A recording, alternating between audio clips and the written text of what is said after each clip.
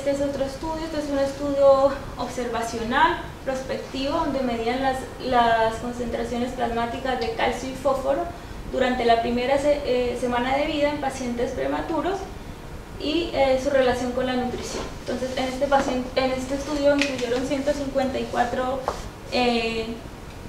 lactantes y evaluaron la hipofosfemia y la hipomagnesemia del primero al séptimo día de vida. Y dividieron los pacientes en tres grupos: los que recibían una carga baja de aminoácidos, una carga intermedia y una carga alta. Los que recibían una carga baja, ellos la definieron como menos de 1.5 gramos por kilo por día, que es la línea gris. La línea negra es una carga intermedia que se definió como de 1.5 a 2 gramos por kilo día, y la carga alta era mayor de 2 gramos por kilo día. ¿Qué vieron entonces? Vamos a empezar por la línea roja. En la línea roja, que hablamos de altas cargas de aminoácidos, el día 1, estos pacientes, del día 1 en adelante empezó como a disminuir los niveles de fósforos en estos pacientes, haciéndose mucho más acentuado en el día séptimo. Y el calcio se comportó de la manera inversa. Entonces, se presentó más hipofosfemia en estos pacientes que recibieron carga alta. En las de carga intermedia, que es la línea verde, que fue de 1.5 a 2 gramos por kilo, también hubo un poco más de hipofosfemia, pero se presentó menos pues comparado con el grupo de altas cargas de aminoácidos. Y los pacientes que recibieron cargas bajas iniciales tuvieron menos hipofosfemia, y el comportamiento siempre del calcio y el fósforo fue pues de manera inversa. Eso. La hipofosfemia se presentó en un 12,5% de los pacientes, la hipocalcemia en un 9,8%, y como dije antes, fueron más frecuentes en los pacientes con altas cargas de aminoácidos que en los que tuvieron cargas bajas. Bueno, ahora para hablar un poco de fisiopatología, entonces saber que las cargas altas de aminoácidos más los niveles de electrolitos bajos al inicio hace que se aumente la producción de insulina, y que eso va a simular que haya más síntesis de glucógeno, ácidos grasos y proteínas, y eso va a hacer que el fósforo, el potasio y el magnesio entren en la célula por energía y haya mayor síntesis de proteínas, produciéndose el síndrome de realimentación. ¿Qué va a pasar? Que va a haber bajos niveles de fósforo, de potasio y de magnesio, y altos niveles de calcio, de glucosa y de sodio. Entonces, después de que se aportan altos niveles de aminoácidos, el sodio, el potasio y el fósforo entran en la célula, entra en un estado anabólico, produciendo una hipofosfemia y una hipocalemia en sangre, y una hipercalcemia. Y estas alteraciones electrolíticas son las que van a causar este síndrome de realimentación y las manifestaciones clínicas de las que habíamos hablado inicialmente y de las que voy a hablar más adelante.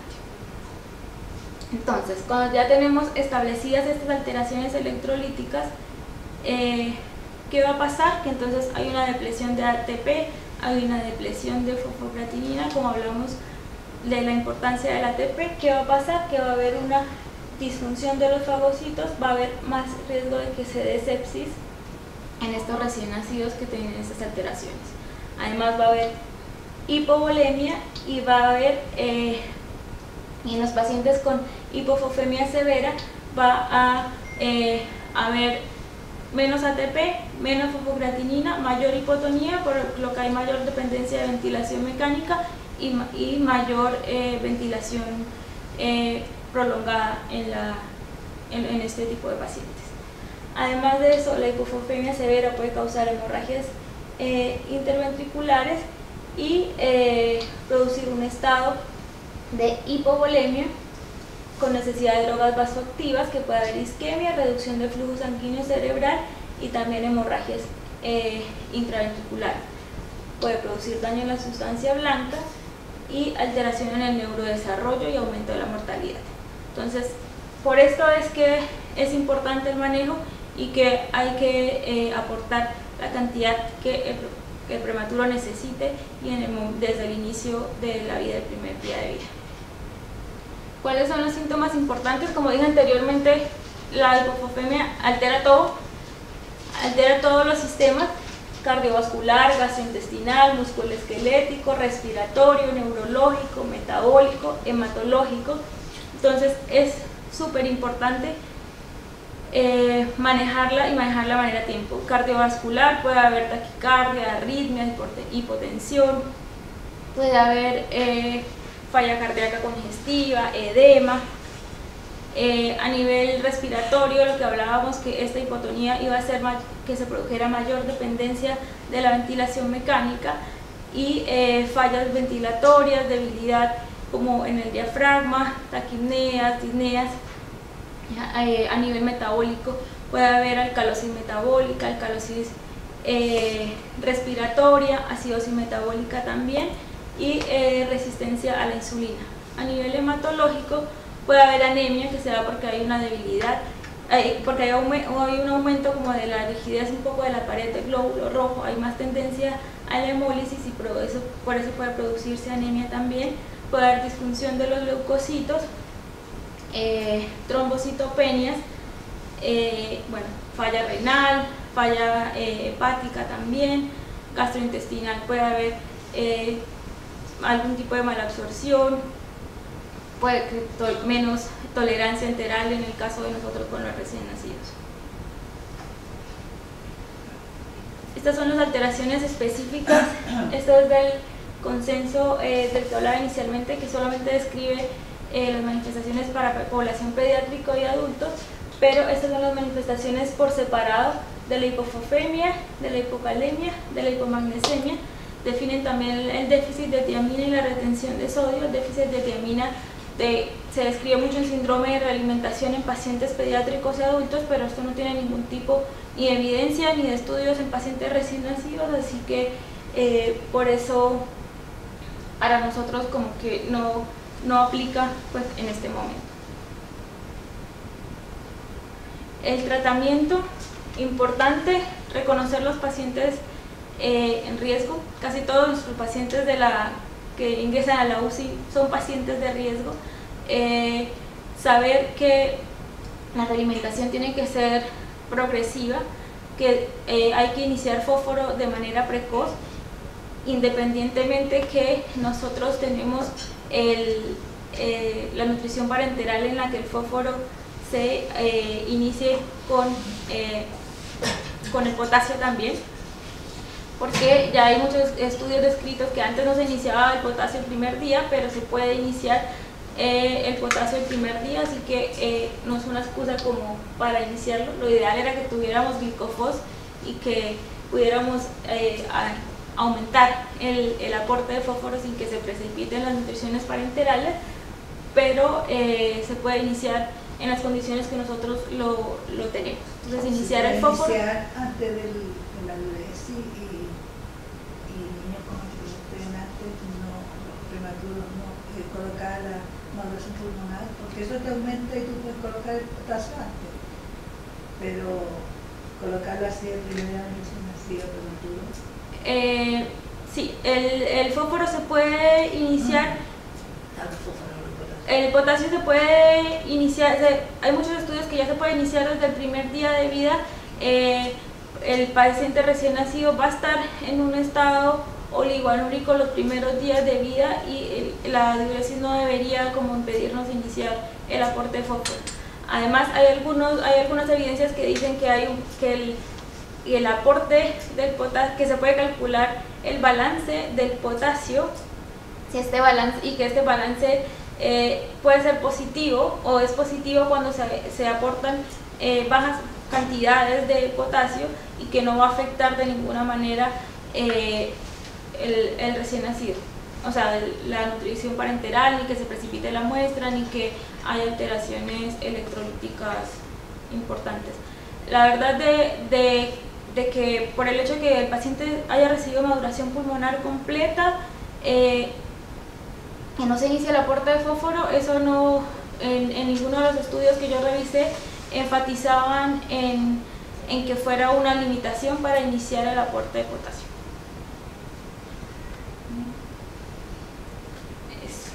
Bueno, siempre tener recién nacido con monitorización continua, realizar controles seriados de laboratorio, corregir las alteraciones de estos minerales y electrolíticos y chequear también que no haya sobrecargas de volumen.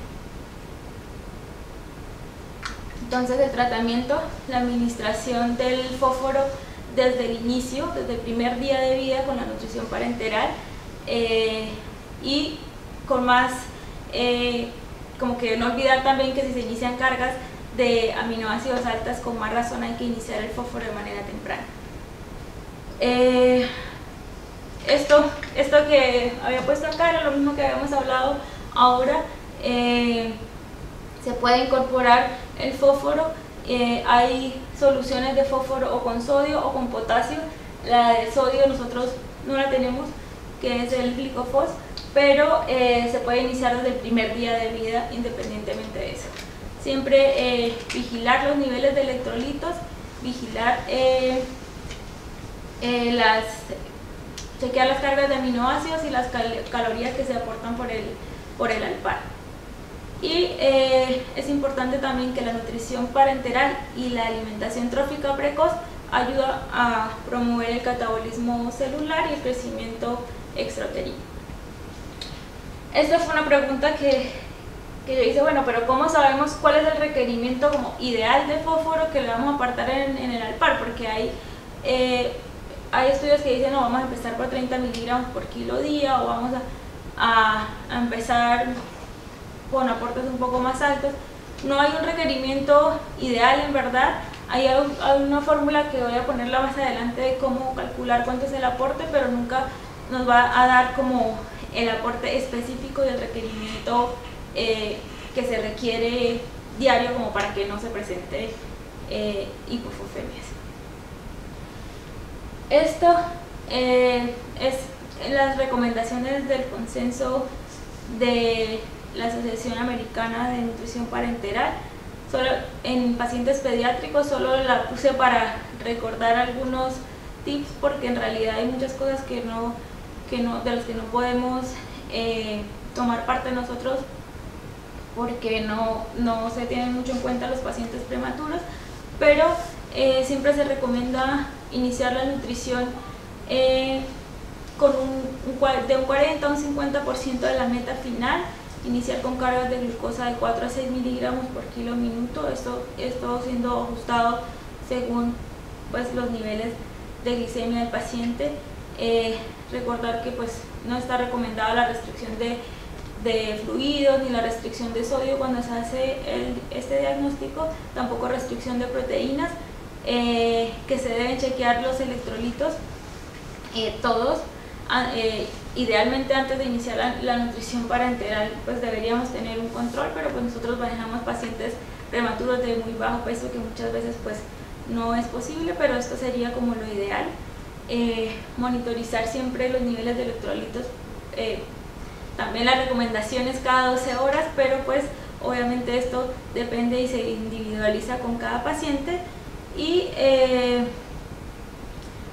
en esta parte también habla de la monitorización cardiorrespiratoria, de la evaluación diaria de las metas de nutrición diaria, inicialmente diaria, y luego en los pacientes ya más grandecitos de evaluación semanal de cómo va la nutrición, cómo va el incremento ponderal y los niveles de fósforo y de calcio en estos recién nacidos, porque también no precoz, pero de manera tardía pueden presentarse.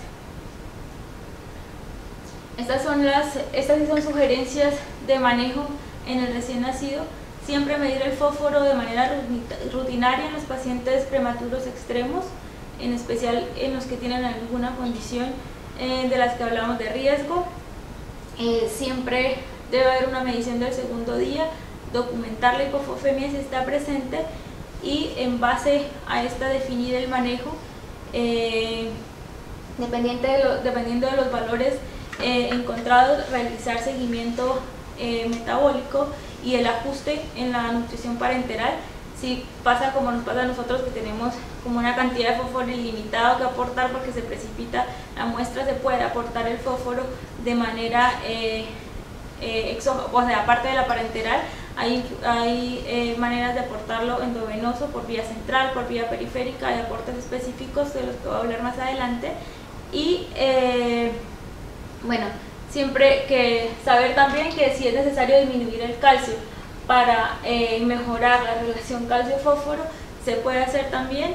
Y lo ideal, como dije anteriormente, es que nosotros tuviéramos este glicofosfato para utilizarlo a nuestra par, porque eso hace que se pueda aumentar los niveles de fósforo sin que se precipite la nutrición parenteral.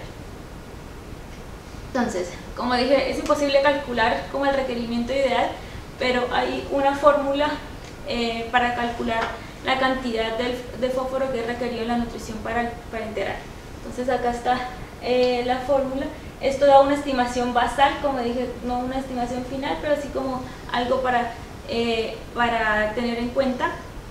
La relación calcio-fósforo que uno debería utilizar desde el inicio es una relación 1:1 o 1:3 si hablamos, 1:1 si hablamos de milimoles o 1:3 si hablamos de miligramos, pero una vez veamos que ya está establecida la hipofosfemia, se debería cambiar la relación a 0,6 o 0,8 es a 1, idealmente para mejorar este aporte. Estas son las presentaciones farmacéuticas cuando ya no podemos aumentar el aporte por el ALPAR. Hay que ver la posibilidad de aportar o por vía central o por vía periférica. Se disponen del fósforo en forma de sales, ya sea monosódica o disódica, o monopotásica y dipotásica. Entonces estos son los dos tipos de presentaciones que hay. Podemos utilizarla por vía central o por vía periférica, pero recordar que la velocidad de infusión no debería ser mayor a 0,06 milimoles por kilo por hora. Y es compatible con suero fisiológico con dextrosa al 5%. Y recordar de todas maneras que no se puede mezclar tampoco con el calcio. En cuanto pasa uno si va a reponer fósforo, la recomendación es entre 6 a 8 horas, no menos de eso, cuando va a pasar por infusión continua. El seguimiento, también se utilizaba más en pacientes pediátricos, pero igual nos ayuda un poco a saber que en los pacientes que hagan hipofosfemia debemos tener en cuenta el peso para hacer un buen balance de fluidos, evaluar los signos vitales, la presión arterial, la frecuencia cardíaca, la frecuencia respiratoria, hacer un examen clínico buscando deshidratación, edema, cosas que me indiquen congestión pulmonar también, que es bastante frecuente. Evaluar siempre esta parte, evaluar en los laboratorios el fósforo, el magnesio, el potasio, el calcio, la función renal y la glucosa. Ya la monitorización debe ser diaria, idealmente los primeros días, luego después de cada 3 a 4 días en la primera semana, y después de los 7 días se puede monitorizar por lo menos una vez por semana.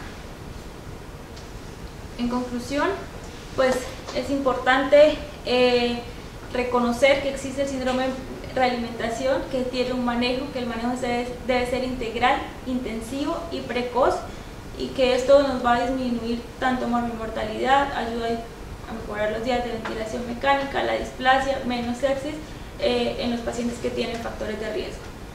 Recordar que siempre hay que aportar fósforo el primer día de vida, y que siempre a medida que se administre mayor cantidad de aminoácidos, va a requerir mayor aporte de fósforo en la nutrición parenteral. No hay pautas de manejo, pero igual es importante pesquisarlo y manejarlo de manera precoz en los pacientes recién nacidos y más que todo los pacientes que tienen estos factores de riesgo que nombré anteriormente. Eso sería todo.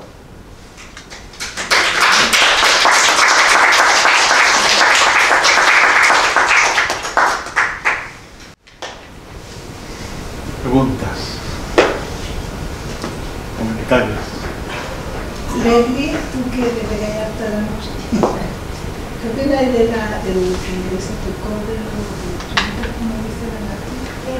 Bueno, primero que todo felicitar a la Nati, que es muy buena su presentación. Excelente. Muy interesante el tema. Sí, Bravo, bravo. Y claro, lo que dice la Natalia, como mostró ella en esas imágenes, que se ve que cuando hay un estado y unos pinchitos en el monitor, parece que sale por favor. Me gusta ver el cuerpo muy didáctico. Bueno, el que sale los huesitos. los huesitos. Y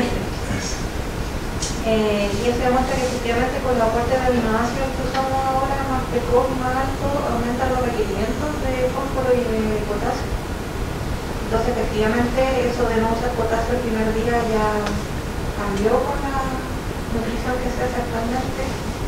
Y también recordar que podemos tener a los niños con hipercalcemia y no es que el niño no requiera ni que haya que disminuir los aportes, sino que la hipercalcemia está producida precisamente por la falta de aporte de fósforo. Entonces ahí lo que uno requiere es aumentar el aporte de fósforo, no bajar el aporte de calcio.